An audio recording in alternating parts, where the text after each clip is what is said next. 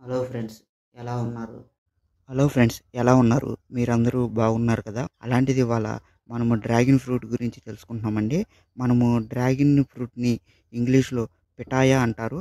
ఇది కాకటస్ కుటుంబానికి చెందిన ఒక జాతి మొక్కండి. దీని శాస్త్రీయ నామము ఐలోసరస్ ఆండ్రాటస్ ఈ యొక్క శాస్త్రీయ నామం వచ్చేసరికి ఐలోసరస్ ఆండ్రాటిస్ అండి. పిటాయికి కాసే కాయలను మనము డ్రాగన్ కాయలు అంటామండి. ఇది రాళ్ళపై లేదా మనకి మట్టిలో కూడా పెరిగే మొక్క అండి. ఇది ఇక్కడ రాళ్ళు కాదు, మట్టిలో పెరిగే మొక్క. అలానే డ్రాగన్ కాయలో ఎన్నో పోషక విలువలు ఉండటంతో ఈ మధ్యన వీటికి వాణిజ్యపరమైన డిమాండ్ కూడా బాగా పెరిగింది. మనం ఇప్పుడు కనుక పిటాయిను పండించే దేశాలు కనుక చూస్తే ముఖ్యంగా Indonesia, తైవాను, Vietnam, థాయిలాండు, Philippines, Sri Lanka, Malaysia, బంగ్లాదేశ్లో ఈ యొక్క పిటాయి సాగు చేస్తున్నారండి. ఈ మధ్యనే దక్షిణ భారతదేశంలో కూడా సాగు చేస్తున్నారు. మనము ఎక్కువగా పిటాయి సాగును అమెరికాలోనే ఒక్కనోవా, హవాయి, అలానే ఇజ్రాయిలు, పాలస్తీనా, ఆస్ట్రేలియా, చైనా వంటి సైప్రస్ వంటి దేశాల్లో కూడా ఈ యొక్క డ్రాగన్ ఫ్రూట్ అనేది కనపడుతుంది. మార్కెట్లో ఎక్కువ ధర పలికే డ్రాగన్ కాయ తినడానికి కొద్దిగా ముంజికాయ రుచి వలె ఉంటుందండి. నేను డ్రాగన్ ఫ్రూట్ వచ్చినప్పుడు మీకు ఇంకో వీడియోలో చూపిస్తాను. ఇవి ప్రధానంగా మనకి మెట్రో నగరాల్లో మాత్రమే లభ్యమవుతున్నాయి. ఇప్పుడు కనుక చూస్తే మనము పిటాయి సాగును ఎలా చేస్తారనేది డ్రాగన్ ఫ్రూట్ అనేది మనం తెలుసుకుంటున్నామండి. మనం కనుక డ్రాగన్ ఫ్రూట్ మొక్కలను సాధారణంగా విత్తనాల ద్వారా పునరుత్పత్తి అనేది చేయవచ్చండి. సరిగ్గా పండిన కాయల నుంచి నల్లటి గింజలను స్వీకరించి నీడలో ఒకరోజు పూర్తిగా ఆరబెట్టి ఉంచుకోవాలి. ఆ తర్వాత కుండీల్లో మెత్తని నర్సరీతో మట్టితో నింపాలి. ఆ తర్వాత మనము విత్తనాలను కుండీ మట్టిపై చల్లి వాటిపై పలుచగా మట్టి పొరగా వేయాలండి. నీళ్లు నెమ్మదిగా పూసి నీడలో వారం రోజులు ఒకచోట పెట్టాలి. నాటిన వారం రోజులకే విత్తనాలు మొలకెత్తుతాయి.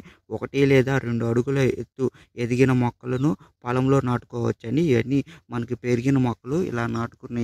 మీరు చూడండి, మీకు కనిపిస్తుంది. అలానే మన డ్రాగన్ ఫ్రూట్ తేలిగ్గా నీరు ఇంకిపోయే నేలలు సుమారు 20 డిగ్రీల నుండి 40 డిగ్రీల ఎండ, వేడి, నీటి సదుపాయం అవసరము.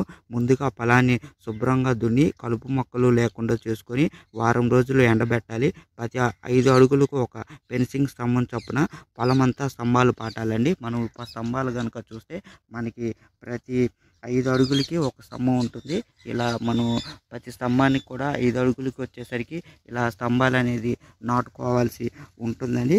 ఒక పూల స్తంభం నాటాలి. ఆ తర్వాత ప్రతి సిమెంటు స్తంభం అడుగు భాగము 1 లేదా 2 మొక్కలు నాటి వాటితో తేకతో కానీ లేదా తాడుతో కానీ స్తంభానికి కట్టాలి. మొక్క నాటిన 2 లేకపోతే 3 సంవత్సరాలకే పుష్పిస్తుంది. మనకి మొక్కలు నాటిన 2 లేదా 3 సంవత్సరాలకి పుష్పించడం అనేది జరుగుతుందండి. మొక్క నాటిన 9 నెలలకే కాపు వచ్చి దాదాపు మనకి 6 నెలల పాటు కాపు అనేది నిలబడుతుందండి. నీటి వసతి సరిగ్గా లేని ప్రాంతాల్లో కూడా ఈ యొక్క డ్రాగన్ ఫ్రూట్ చెట్లు అనేది మనకి పెరుగుతుంటాయి. పిటాయి పువ్వులు మనకి ఆర్కిడ్ కాకట్స్ వల్లే అర్ధరాత్రి విచ్చుకొని ఉదయానికి రాలిపోతాయండి. మనకి ఈ యొక్క పువ్వులు మాత్రం అర్ధరాత్రి విచ్చుకొని ఉదయానికి రాలిపోతాయి. అలానే పువ్వు రాలిన నెలకు కాయ పక్వానికి వస్తుంది. పక్వానికి వచ్చిన కాయను మొచ్చిక వద్ద చాకుతో అనేది కొయ్యాలి. డ్రాగన్ కాయలు ఎక్కువగా నిల్వ ఉండక కనుక వాటిని కోసిన 24 గంటల లోపలే మనము మార్కెట్కి అనేది తరలించుకోవాలండి. ఇది మనకి డ్రాగన్ ఫ్రూట్ గురించి. అలానే మనం మరొక వీడియోలో మళ్ళీ కలుసుకుందాం ఫ్రెండ్స్. ఈ సాగు గురించి నేను కాయలు వచ్చిన తర్వాత మరొక వీడియోలో చేస్తాను. Thank you friends. Thank you for all.